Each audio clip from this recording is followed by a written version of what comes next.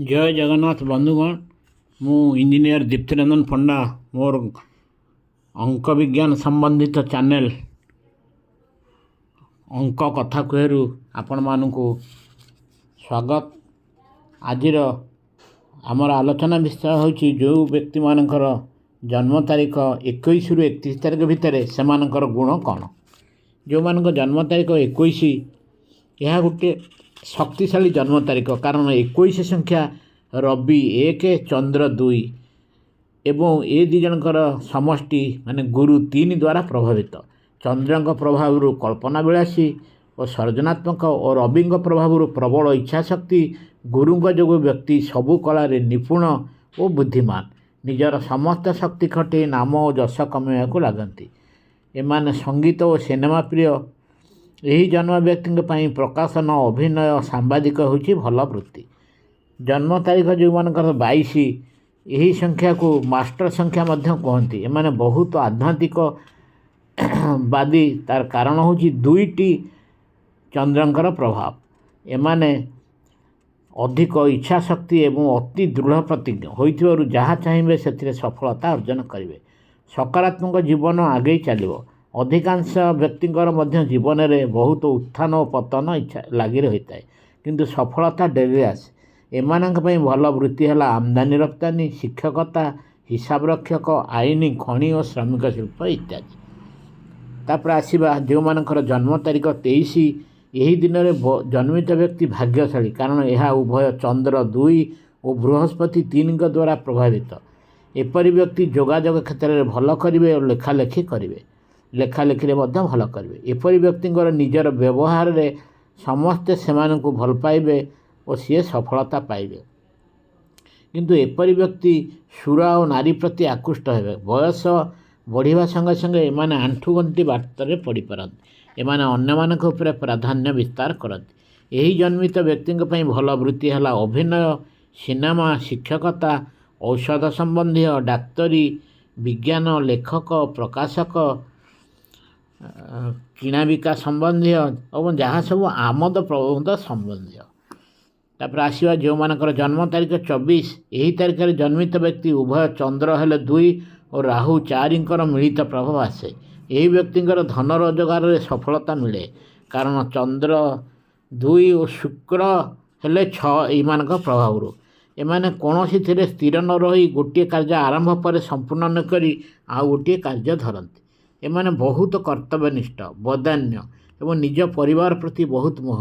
एमानक पई स्नेह प्रेम और संपर्क बहुत बड़ भावती। एमाने सौंदर्य प्रिय प्रकृति प्रिय कला संगीत प्रिय। एमाने अभिनय और सिनेमा को पसंद करती। एमाने भल वक्ता मध्य। एमानक व्यक्तित्व अन्य मानक आकृष्ट करे। धनी घरे विवाह हुए। एमाने भौतिक सुख भोगविलास को पसंद करती।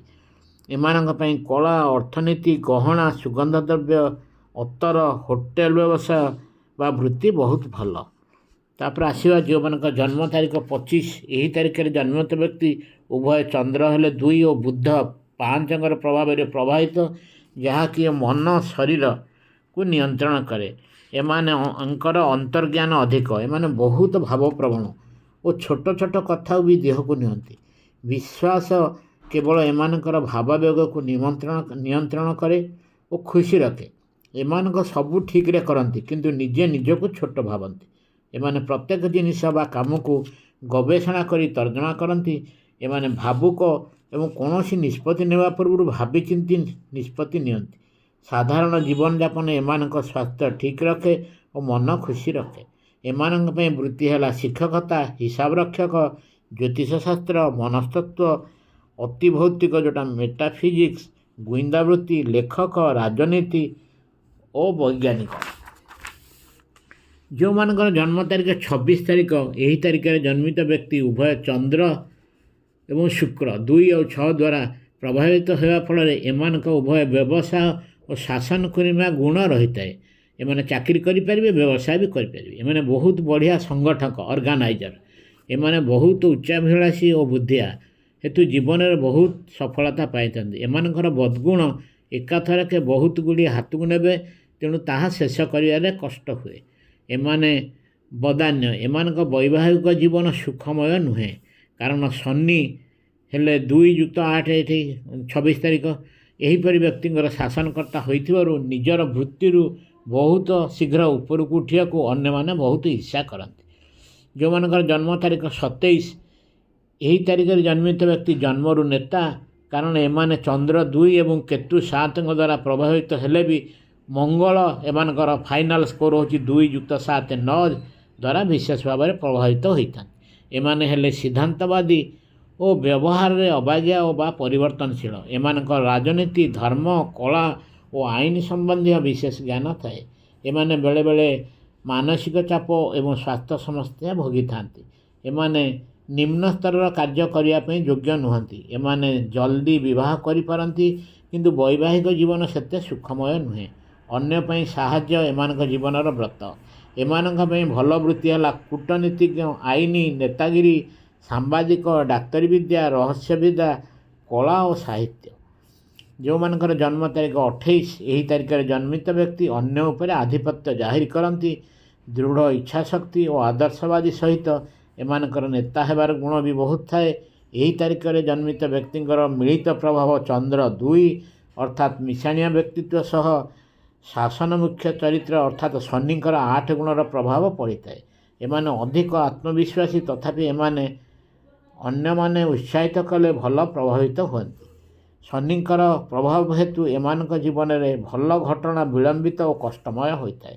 ଏମାନଙ୍କର ସାଧୁତା ଏବଂ କର୍ତ୍ତବ୍ୟନିଷ୍ଠାକୁ କେହି ପୁରସ୍କୃତ କରନ୍ତି ନାହିଁ। ଏମାନେ ସ୍ୱାଧୀନଚେତା ବ୍ୟକ୍ତିତ୍ୱ। ଏମାନେ ବଢ଼ିଆ ବକ୍ତୃତା ଦିଅନ୍ତି। ଏମାନଙ୍କ ବହୁ ସମସ୍ୟା ନିଜ ଦ୍ୱାରା ସୃଷ୍ଟି କରିଥାନ୍ତି। ଯେଉଁମାନଙ୍କର ଜନ୍ମ ତାରିଖ 29 ଏହା ଗୋଟେ ଶକ୍ତିଶାଳୀ ଜନ୍ମ ତାରିଖ। ଏମାନେ ଆଧ୍ୟାତ୍ମିକବାଦୀ। ଏମାନେ ଚନ୍ଦ୍ର 2 ଓ ମଙ୍ଗଳ 9ଙ୍କ ଦ୍ୱାରା ପ୍ରଭାବିତ। ଏମାନେ ଏମିତି ସବୁ କାର୍ଯ୍ୟ କରନ୍ତି ଯେଉଁଥିରେ ଲୋକଙ୍କ ସମ୍ପର୍କରେ ଆସନ୍ତି। ଏମାନେ ବେଳେବେଳେ ହତୋତ୍ସାହିତ ହୁଅନ୍ତି ଓ ମନୁଆ ମଧ୍ୟ। ଏମାନେ ଭାବନ୍ତି ଏମାନଙ୍କ ଭାଗ୍ୟରେ ସନ୍ତାନ ନାହିଁ। ଏମାନେ ବହୁତ ଭାବପ୍ରବଣ ଏବଂ ଚତୁଃପାର୍ଶ୍ୱ ଦ୍ୱାରା ପ୍ରଭାବିତ। ଏମାନେ ଛୋଟ ଛୋଟ କଥାକୁ ଦେହକୁ ନେଇ ବିଷାଦଗ୍ରସ୍ତ ହୁଅନ୍ତି। ତୁମେ ଯଶ ଓ ସଫଳତା ଆଶା ନ କଲେ ବି ବହୁତ କିଛି କରିପାରିବ। ଏମାନେ ଗର୍ବ ଓ ଅହଙ୍କାର ଦୂରରେ ରହିଲେ ଏପରି ବ୍ୟକ୍ତିଙ୍କ ପାଇଁ ଭଲ। ଏମାନଙ୍କ ସ୍ୱାସ୍ଥ୍ୟ ସମସ୍ୟା ରହିଥାଏ। ତାପରେ ଆସିବା ଯେଉଁମାନଙ୍କ ଜନ୍ମ ତାରିଖ 30 3 ତାରିଖର ଜନ୍ମିତ ବ୍ୟକ୍ତିଙ୍କର ଗୁଣ ସହିତ ଏମାନଙ୍କର ଗୁଣ ପ୍ରାୟ ସମାନ। ଏମାନେ ବହୁତ ସର୍ଜନାତ୍ମକ। ଏମାନେ ସ୍ୱାଧୀନ ଚେତା ହେବାକୁ ଭଲ ପାଆନ୍ତି। ଏମାନଙ୍କ ବନ୍ଧୁଭାବାପନ୍ନ, ସ୍ନେହାଳୁ ଏବଂ ସମସ୍ତଙ୍କ ଦ୍ୱାରା ଆଦୃତ। ଏମାନେ ଅତିଶୟ ଧନୀ ହୋଇପାରନ୍ତି କିମ୍ବା ପୁରା ଗରିବ। ଏମାନଙ୍କ ଭାଗ୍ୟ ଉପରତଳ ହୁଏ। ଏମାନଙ୍କ ପାଇଁ ଭଲ ବୃତ୍ତି ହେଲା ଗୁଇନ୍ଦାଗିରି, ଗବେଷଣା, ବ୍ୟାଙ୍କ, ପ୍ରବଚକ, ଆଇନ ଓ ସରକାରୀ ଚାକିରି।